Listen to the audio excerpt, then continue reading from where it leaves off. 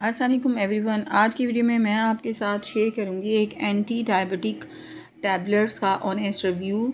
ये एंटी जो diabetic tablets हैं these comes under the heading of DDP4 medicines. ये DDP4 इनहिबिटर मेडिसन से जो है इनका ताल्लुक़ है। और यहाँ पे आपको मैं ये बताती जाऊँ कि ये DDP4 इनहिबिटर्स कौन सी जो है मेडिसन्स होती हैं। These are the type of medicines जो कि आपको ज़रूरत होती है जब आपको टाइप 2 जो है वो डायबिटीज़ जो है वो होती है।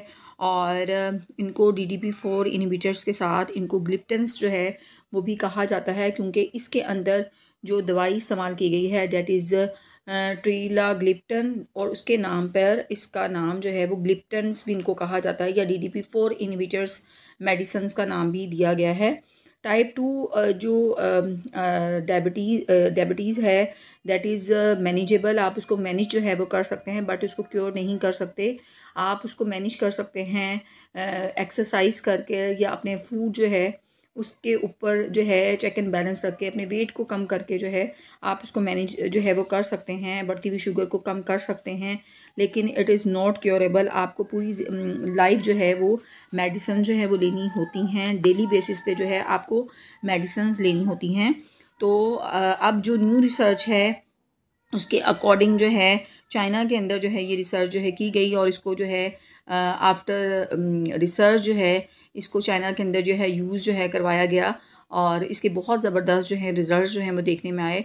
अब पाकिस्तान में भी जो है मुख्तलिफ ब्रांड्स के अंडर जो है इसको इंट्रोड्यूस जो है करवाया गया है।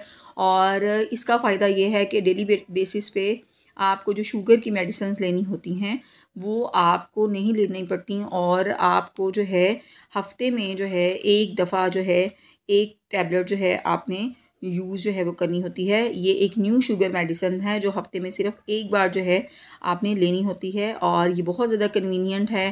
ख़ास तौर पर जो बूढ़े हैं और वो जो है किसी सूरत जो है किसी रीज़न की वजह से मेडिसिन खाना जो है भूल जाते हैं, तो उनके लिए बहुत ज़बरदस्त जो है ये है। लेकिन इसको इस्तेमाल करने से पहले आपने अपने डॉक्टर से जो है मशवरा जो है वो ज़रूर लेना है, because it is a prescription जो है वो मेडिसिन।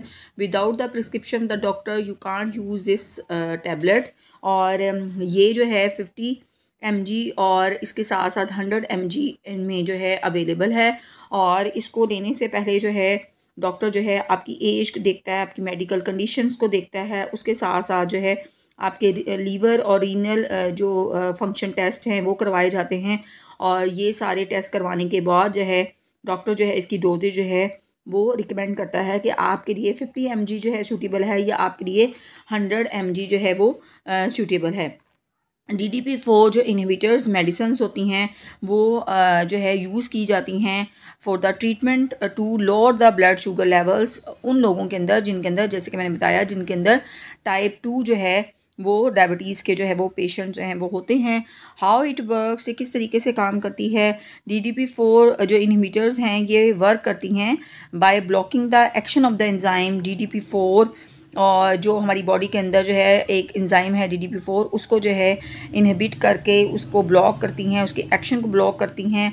और एज अ रिज़ल्ट वो क्या करता है कि वो डिस्ट्रॉय करता है इनक्रेटन्स जो हैं वो हार्मोन्स हैं जो कि बॉडी जो है वो बनाती है, और नेचुरली तौर पे जो है इनक्रेटन्स जो हैं वो प्रोड्यूस होते हैं बाय द स्टमक। और इस तरीके से जो है वो वर्किंग करके शुगर लेवल जो है उसको जो है बॉडी के अंदर जो है वो कंट्रोल जो है वो किया जाता है। अगर हम इसकी डोजेज की बात कर लें कि इसको खाना किस तरीके से है, तो खाना खाने से आधा घंटा पहले जो है आपने एक टैबलेट जो है वो लेनी होती है, और एग्जैक्ट जो है आपने उसी दिन एक हफ्ते के बाद उसी दिन और उसी टाइम पे जो है इस टैबलेट को जो है वो दोबारा जो है लेना होता है। बहुत ज़बरदस्त जो है ये टैबलेट है शुगर के पेशेंट्स के लिए। लेकिन again it is a prescription medicine. Without the prescription of the doctor you can't use this medicine. आप जो है बिल्कुल इसका इस्तेमाल ख़ुद से जो है वो नहीं कर सकते हैं, और आपने डॉक्टर के मशवरे के बाद ही इसका इस्तेमाल जो है वो करना है। यहाँ पे बात कर ली जाए कि जिन लोगों को अगर लीवर से रिलेटेड कोई प्रॉब्लम है, किडनी से रिलेटेड कोई प्रॉब्लम है, if you are pregnant, if you are lactating mothers, तो आप इस टैबलेट का इस्तेमाल जो है वो नहीं कर सकते हैं। अगर इसकी जो है वो साइड इफ़ेक्ट की बात कर ली जाए, इसके साइड इफ़ेक्ट्स जो हैं रेयर हैं, बहुत कम देखने में आते हैं। और जो साइड इफ़ेक्ट्स हो सकते हैं वो डिप्रेशन है, आपको स्टमक अपसेट हो सकता है, डायरिया हो सकता है, नोशिया हो सकता है। These are the some side effect जो कि देखने में आते हैं।